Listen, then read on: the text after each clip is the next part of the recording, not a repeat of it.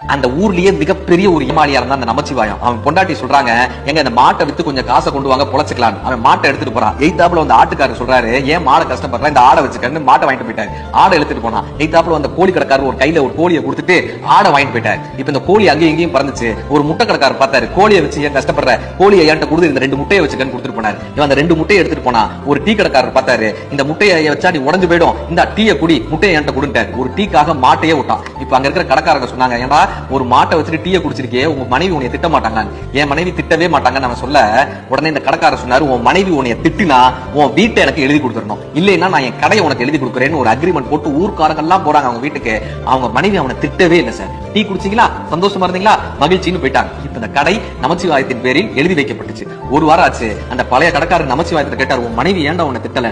நமச்சிவாயத்தினுடைய பதில் என்ன தெரியுமா? கல்யாணமான புதுசுல நாங்க ஒரு அக்ரிமெண்ட் பண்ணோம், எந்த பிரச்சனை எந்த சண்டையா இருந்தாலும் 4 செவுத்துக்குள்ளதான் பேசணும், மற்றவர்கள் மத்தியில் பேசக்கூடாதுன்னு நாங்க ஒரு முடிவெடுத்தோம். அதன் பேரில் தான் என் மனைவி என்னை திட்டாமல் இருந்தாங்க. அதனாலதான் எங்க வாழ்க்கை இன்று வரை நல்லா இருக்கிறது நான் கற்றுக் கொடுத்தாரு. எவ்வளவு பிரச்சனையா இருந்தாலும் கணவனும் மனைவியும் 4 செவுற்றுக்குள் வைத்துக் கொண்டால் அந்த வாழ்க்கை இனிமையானது.